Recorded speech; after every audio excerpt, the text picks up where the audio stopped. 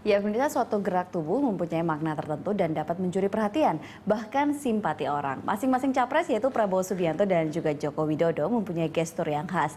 Dan dialog Berita Satu kali ini akan membahas gestur capres bersama psikolog politik UI Dewi Harun.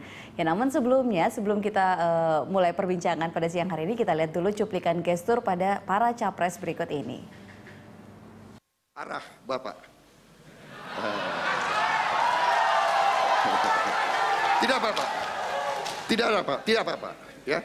Saya tidak apa-apa, tetapi saya ada di sini.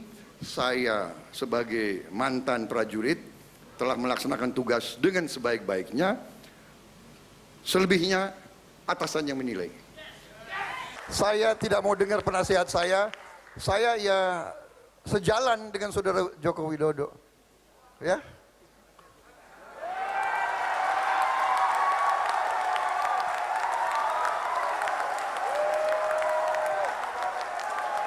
Dan ya bagaimana? Masa harus gak setuju? Kalau yang idenya bagus gak setuju, ya kan? Maaf ya, kali ini saya nggak ikuti penasihat saya. Strategi Bapak ataupun kebijakan Bapak bagaimana seandainya ada wilayah nasional kita yang diduduki oleh bangsa lain? Kalau sudah menduduki dan itu jelas milik kita, ya apapun ini akan kita lakukan. Apapun akan kita lakukan.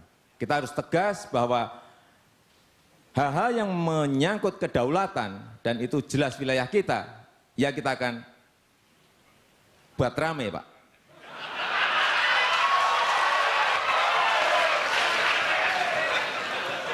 Enggak, karena jangan dipikir saya tidak bisa tegas. Yaitu dia tadi cuplikan dua gaya dari dua capres yang berbeda dan memang ini sangat khas sekali dan mungkin bisa dikatakan agak cukup kontras ya seperti antara satu sama lain. Nah, kalau Ibu Dewi melihat ya, kita mulai dari pasangan dari capres Prabowo Subianto dulu. Kalau saya bilang memang dua-duanya itu kan sangat kontras dan justru sangat menarik sekali. Jadi artinya rakyat tuh melihat, betul-betul melihat bagaimana sosoknya mereka yang berbeda tadi. Sekarang sosoknya Prabowo. Prabowo itu kan dikesankan sebagai tegas ya, kemudian sedikit otoriter seperti itu. Tapi ternyata di beberapa panggung-panggung beliau tuh sudah mulai bisa bercanda gitu ya. Kemudian seperti kayak acting itu memberikan bahwa oh saya setuju, saya dimarahin nih kemarin dimarahin nih sama ininya. Nah seperti itu tuh menurut saya tuh menarik bahwa ternyata dari apa yang dikatakan orang ternyata pas waktu ditampil dia bisa menampil hal yang berbeda yang lebih humanis seperti itu. Mungkin karena selama ini juga sering kali dikatakan bahwa ya karena sosok ketegasan kemudian militer itu perlu pendekatan yang lebih humanis. Nah, bagaimana dengan sosok Jokowi? Ya, Jokowi justru pakai bilang. Jadi lucunya sekarang gini, masing-masing tim sesnya mungkin memberikan masukan. Misalnya kalau Prabowo terlalu tegas, kalau Jokowi kurang tegas. Jadi kekurangan mereka, akhirnya mereka mencoba menampilkan masing-masing di panggung itu berkebalikan. Nah, saya lihat Jokowi beberapa kali juga di panggung kayak kemarin terlihat sekali berusaha bahwa saya tegas nih, saya bisa ini. Tapi kadang-kadang juga mungkin ada jebakan juga ya. Kalau terlalu misalnya berbeda, akhirnya orang tidak melihat lagi yang kepolosan yang kemarin yang dicintai orang. Itu ada sedikit maksud saya ada sedikit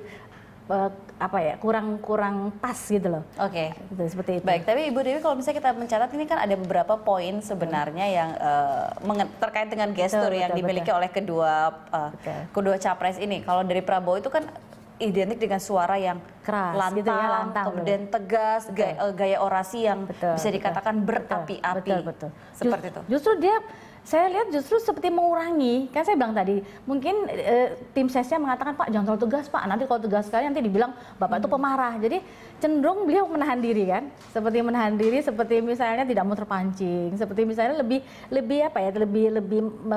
tidak menyerang seperti itu. Saya kira itu cukup bagus memang. Tapi satu sisi juga kadang-kadang juga kita bilang karena saking menahan dirinya, beliau juga kadang sekali-sekali dong beliau misalnya ngasih pertanyaan yang lebih nakal atau lebih supaya jawabnya mungkin nggak bisa jawab seperti itu. Tapi beliau kayaknya nggak mau. Jadi kalau misalnya dari sudut ilmu debat, kadang-kadang suka agak kurang pas gitu aja. Tapi itu terserah terpulang lagi kepada pemilih dan tadi keputusannya Prabowo sendiri. Nah, kalau kemudian Ibu ada beberapa gerakan-gerakan, mungkin kita bahas yang dari Prabowo dulu, misalnya memegang mic saat sering sekali terlihat sekali. Atau pegang kacamata, atau pegang gitu kacamata. Ini apa sih sebenarnya yang mungkin bisa dilihat atau sebenarnya maksud itu kalau ditinjau dari aspek psikologis? Nah, tiap orang itu pastilah, ini kan presiden ya. Presiden bukan main-main, artinya presiden itu adalah pemimpin rakyat semuanya. Dan mereka sudah mengeluarkan daya, upaya, semua segala macam untuk bisa terpilih. Dan ini panggung yang dilihat semua orang, bagaimanapun rasa grogi itu tuh ada, pasti ada, selalu ada. Jadi memegang mic ataupun ya, pegang mic, tapi itu salah satu untuk mengurangi ketegangan. Memang kalau di public speaking, movement gaya tertentu bergerak itu mengurangi tensi seperti itu. Jadi mengalihkan ketegangan tadi, mau nggak mau itu seperti itu. Oke, kemudian bagaimana dengan sebelum menjawab kan sempat ketika kita mati dalam debat itu sempat terdiam beberapa saat. Ya, betul. Kemudian baru mengeluarkan jawaban itu seperti bagaimana? Ya, bagaimanapun dampak, bayangkan Anda bicara 3 menit isinya harus mencakup, misalnya dia kontennya harus sesuai dan kemudian disukai oleh masyarakat. Ini itu hal yang nggak gampang, Mbak. 3 menit coba. Kita memberikan kata-kata yang bisa selain, kalau misalnya orang akademisi bicara di depan akademisi itu mudah, Mbak. Orangnya sama, setara. Ini enggak, dengan masyarakat Indonesia yang dari Sabang sampai Merauke, kemudian tingkat pendidikannya beda-beda, suku bangsanya beda, dampak dari satu kata-kata itu akan bisa berdampak luas sekali. Karena apalagi sekarang ternyata saya dengar dari semua orang, debatnya cukup disukai anak kecil sampai orang dewasa senang melihatnya itu. Baik, kita dampak tadi itu. Kita nanti masih akan membahas lagi mengenai gestur para capres ini, dan bisa kami akan segera kembali sesaat lagi.